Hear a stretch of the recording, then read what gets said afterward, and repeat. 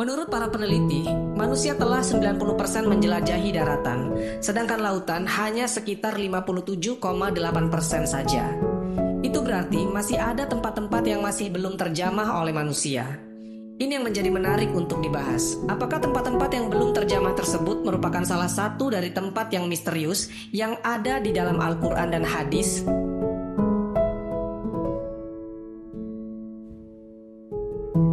Banyak dari teman-teman yang sudah mengetahui tentang Dajjal.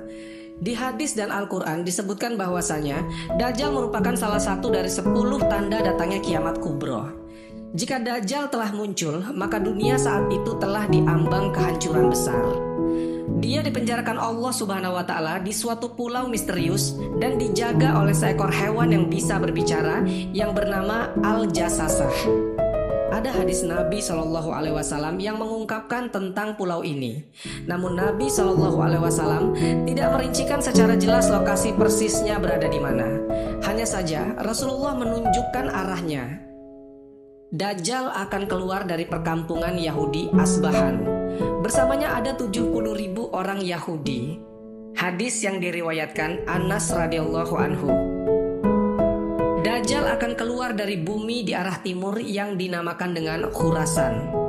Hadis yang diriwayatkan Abu Bakar As-Siddiq radhiyallahu anhu. Artinya secara pasti bahwasanya tempat munculnya Dajjal adalah dari sebelah timur dan tak jauh dari daerah yang bernama Khurasan. Maka di manakah sekarang Khurasan itu berada? Kalau sekarang, Khurasan itu terletak di negara Iran sebelah timur. Sekarang nama Khurasan dijadikan sebuah nama provinsi di sana. Namun jauh sebelum itu, sejak abad ketiga Masehi, Khurasan itu adalah suatu wilayah yang luas meliputi Iran, Afghanistan, Tajikistan, Turkmenistan, Kazakhstan, dan Uzbekistan. Sedangkan tentang pulau tempat Dajjal dikurung mungkin saja berada tak jauh dari wilayah itu. Dan banyak tersebar kabar bahwa Dajjal dikurung di salah satu pulau di Yaman yang bernama Socotra. Karena pulau ini benar-benar aneh dan punya hewan dan tumbuhan yang tidak ditemukan di tempat lain selain di pulau Socotra ini. Banyak orang yang mengaitkan tentang pulau Socotra ini sebagai pulau Dajjal. Namun ada pula yang mengatakan Dajjal di segitiga Bermuda. Dan ada beberapa pendapat lain yang menyebutkan tentang di mana pulau Dajjal ini sebenarnya. Tapi kita tidak bisa bahas itu secara rinci karena nanti akan sangat panjang durasi video ini. Intinya adalah sebuah petunjuk bahwasanya tempat Dajjal di penjara adalah di sebuah pulau. Dan satu-satunya orang yang pernah ke pulau itu dan bertemu Dajjal adalah Tamim Ad-Dari yang hidup sezaman dengan Nabi SAW. Tamim pun tak sengaja bertemu Dajjal karena ketika itu kapalnya terombang-ambing selama 1 bulan dan terdampar di sebuah pulau yang entah ada di mana. Logikanya teman-teman, kejadian Tamim ini tidak pernah terulang lagi dan bahkan sampai saat ini bisa disimpulkan bahwasanya pulau tempat di mana Dajjal dipenjara memiliki lokasi yang tidak biasa. Atau bisa juga dibilang dia bukan berada di dimensi manusia, makanya tidak bisa ditemukan.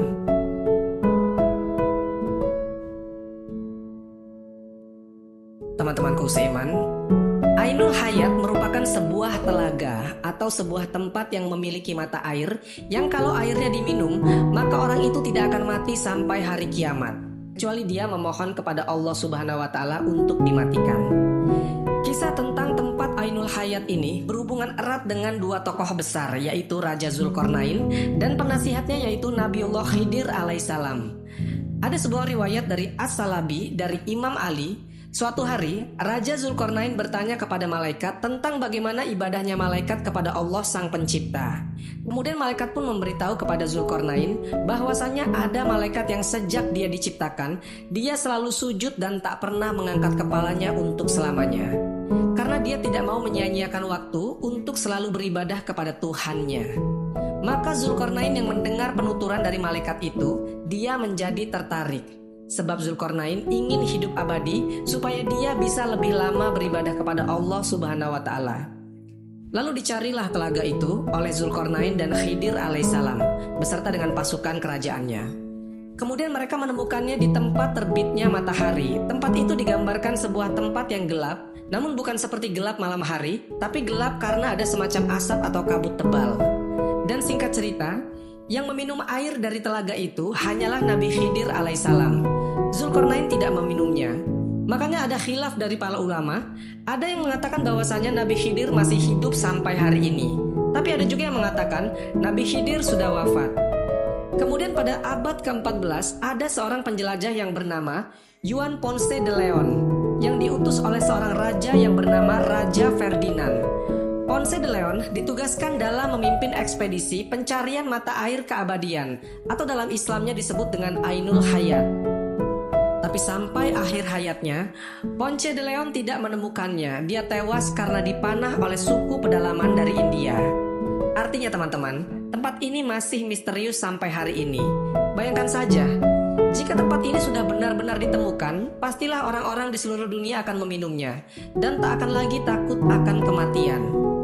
Allah Subhanahu wa Ta'ala memberikan apa yang kita butuhkan dan bukan apa yang kita inginkan. Tembok ini ternukil di dalam Al-Quran surat Al-Kahfi dan beberapa hadis sahih. Singkatnya, tembok besi yang dibuat oleh Raja Zulkarnain ini berfungsi untuk mengurung dua kabilah perusak, yaitu Ya'juj dan Ma'juj. Tembok ini akan runtuh ketika dunia diambang kiamat, dan kaum yang di dalamnya akan melakukan pengerusakan di seluruh dunia. Jumlah kaum ini sangat banyak. Diriwayatkan kalau ada satu manusia, berarti jumlah Ya'juj dan Ma'jujnya ada 999. Menurut survei pada tahun 2021, penduduk bumi ada 7.888 miliar. Artinya jumlah Ya'juj dan Ma'jujnya adalah 7.888 miliar dikali dengan 999. Pastinya itu jumlah yang luar biasa banyak. Bayangkan teman-teman, kalau mereka semua keluar, pasti bumi ini akan padat dan berdesak-desakan. Dan logikanya, di mana lokasi lubang mereka ini kalau jumlahnya saja begitu besar? Dan mustahil kalau itu hanya ada di sebuah pulau. Untuk jumlah sebanyak itu dibutuhkan minimal sebuah benua yang sangat luas. Dan jawaban yang paling masuk akal adalah tembok Zulkarnain bisa saja ada di dimensi lain, atau memang sengaja Allah Subhanahu wa Ta'ala tutupi atau dibedakan dengan dunia manusia.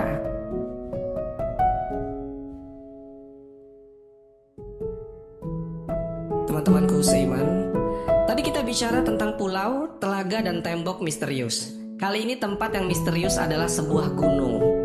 Kisahnya pernah disabdakan Nabi SAW ketika sahabat beliau yang bernama Abdullah ibn Salam tengah bertanya kepada Nabi SAW, "Ya Rasulullah, dengan apa bumi ini bisa tenang?" Nabi SAW bersabda, "Dengan beberapa gunung." Kemudian Abdullah ibn Salam melanjutkan bertanya, "Lalu dengan apa gunung-gunung itu dikokohkan?" Nabi SAW bersabda, "Dengan gunung Qaf yang terbuat dari batu zamrud hijau dan birunya langit." Dan para ahli tafsir mengatakan bahwasanya gunung Qaf merupakan induk semua gunung yang ada di dunia ini. Ada beberapa pendapat mengenai keberadaan gunung Qaf ini. Raja Zulkarnain pernah naik ke gunung ini. Mengenai letaknya, ada di antara Yordania dan Arab Saudi. Namun ada juga berpendapat lain mengatakan letaknya ada di daerah Yaman. Selain itu, ada yang menyebut gunung Qaf berada di suatu daerah sebelum Persia, dekat tembok Ya'juj dan Ma'juj. Gunung Qaf dihuni oleh para rijolul goib dari wali Allah, yang berjumlah 70 orang karena menjauhkan diri dari duniawi. Di sisi lain, ada pula yang mengatakan bahwa di dekat gunung goib ini ada sebuah pulau yang bernama Al-Khadr, yaitu tempat bertemunya arus sungai dan laut. Pulau itu dihuni oleh sosok hamba Allah yang soleh yang dikenal sebagai Nabi Khidir alaihissalam. Mengenai lokasi persisnya ada di mana, sampai saat ini pun masih menjadi misteri yang belum terpecahkan atau tidak akan terpecahkan.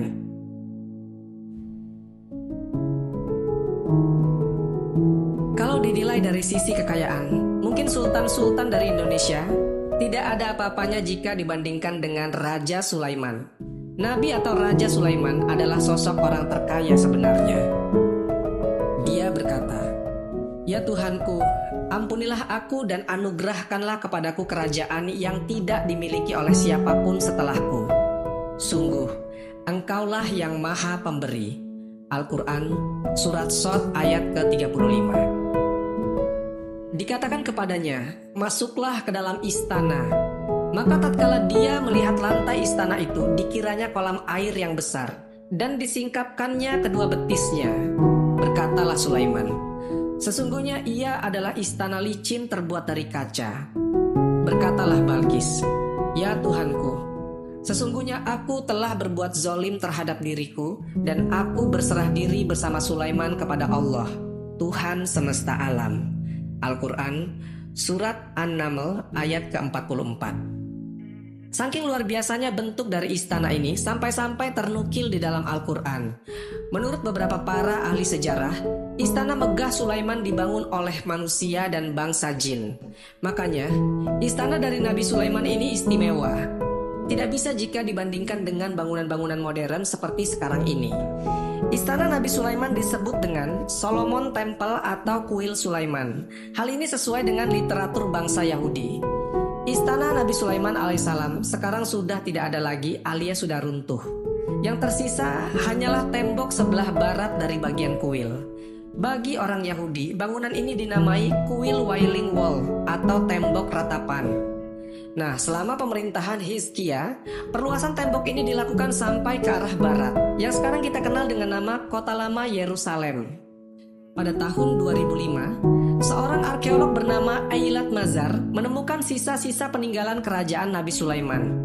Dia menemukan situs pintu gerbang dengan lengkungan setinggi 18 meter yang dinamakan struktur batu melangkah. Maka karena ditemukan benda-benda itu, mereka melakukan penggalian besar-besaran sampai ke Masjidil Aqsa, yang akhirnya memicu kemarahan umat muslim di seluruh dunia karena ditakutkan sebab dari penggalian itu akan merubuhkan Masjidil Aqsa. Lalu 2 tahun kemudian di tahun 2007 ditemukan kembali reruntuhan bangunan yang mereka yakini sebagai reruntuhan kuil Nabi Sulaiman. Kuil itu berada di sebelah Masjidil Aqsa. Walaupun bangunan kuilnya sudah terlihat hancur, para ahli sejarah yakin kuil Nabi Sulaiman masih bisa diangkat untuk dilihat. Dan di lokasi yang sama ditemukan beberapa peninggalan-peninggalan seperti keramik dan perabotan yang terkubur selama ribuan tahun. Menurut mereka, penemuan ini dianggap penting untuk mengetahui peradaban dan kemajuan yang telah dicapai manusia di masa Nabi Sulaiman dan Nabi Daud alaihissalam. Kuil atau istana Nabi Sulaiman ini, teman-teman, merupakan lambang dan simbol kekuatan serta sebagai bentuk pengakuan atas bangsa Yahudi kepada dunia, sehingga sangat berguna bagi kaum Yahudi. Ya, pada intinya mereka mau mencari kuil Sulaiman dengan cara menghancurkan Masjidil Aqsa, yang merupakan salah satu tempat yang dimuliakan Nabi kita. Sebelum lanjut jangan lupa di subscribe, semoga Allah memberi pahala yang berlipat ganda.